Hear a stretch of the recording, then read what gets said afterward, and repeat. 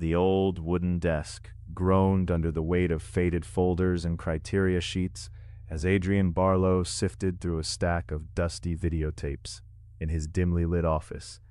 Each label was scrawled in uneven handwriting, hinting at forgotten stories, begging to be reviewed. He flipped through the cases, his fingertips brushing against the grain of the delicate paper until one particular tape caught his eye. Briarwood Manor. Adrian set up his old VHS player, the machine whirring to life, casting flickering shadows across the room. The grainy footage filled the screen, revealing the desolate corridors of Briarwood Manor, once home to a wealthy family whose legacy was overshadowed by melancholy and madness. The camera jerked sporadically as the investigator on screen maneuvered through, narrating calmly about historical artifacts left behind. Portraits of stoic ancestors, a tattered piano, and a rusted chandelier that hung precariously overhead. As the investigation progressed, the corners of the screen began to blur slightly. Adrian felt an overwhelming chill suffuse the air, despite the warmth of the late afternoon sun outside his window. The shadows deepened with every passing second. Hushed whispers echoed in the background, but the investigator's voice remained the anchor until it didn't. Adrian's heart quickened, recognizing a hollow shift in the ambiance.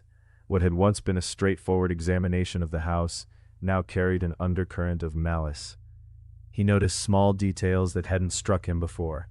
A fleeting glimpse of movement in the corner of the frame, a furry shadow darting behind a door, and the investigator occasionally glancing to the side, a flicker of hesitation passing across his face. Each time he played the tape, it seemed to reveal a new horror hidden in the old manor's creaking walls. The most unnerving change came during a segment focused on the house's basement. As the camera panned, it caught what appeared to be a hand, lingering just out of sight, pale, bony fingers slipping through an opening in the wall. Adrian leaned closer, his breath fogging in the room that shouldn't be cold. He could almost hear the raspy breathing of something unseen behind that wall, as if it were waiting for him to discover its presence. It was well past midnight when Adrian finally stopped the tape. The investigator had given an account of a ritual found in the family's journals, not just any ritual, but one believed to bind their sorrow to the bones of Briarwood, an eternal tether that suffocated happiness and welcomed despair. He sat back, unease prickling at the nape of his neck. Echoes of muted laughter echoed faintly from the screen, unsettling him as he forced himself to look away. But the film wasn't finished with him yet. Just before Adrian powered down the player, a final scene emerged. The investigator turned sharply, his expression contorted in horror. The image froze, revealing not the unseen horror lurking below, but instead the investigator himself, his eyes wide, transfixed, and something dark creeping behind him that would remain just out of view for eternity. Adrian felt the icy grip of recognition. Something in that moment, that horrifying twist of fate, mirrored back to him.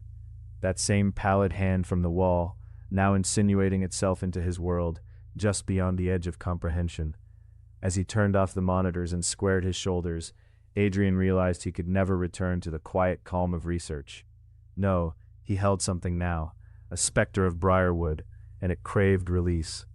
The secrets of that manor weren't easily forgotten. Once one crossed the threshold, the threads of reality twisted, binding them to the past in a delicate dance of dread. He glanced once more at the dark screen, a memory lingering in the depths of his mind, knowing he would always hear that raspy breath, feel those bony fingers brushing against the edge of his sanity. The darkness had seeped in, but tonight, at least, it would remain confined to the glowing screen. It was the knowledge that haunted him most. The tape would forever wait on the desk beside him, whispering of the horrors still bound to Briarwood, a silent witness to the shadows that beckoned, ever hungry for the next investigator drawn to its secrets.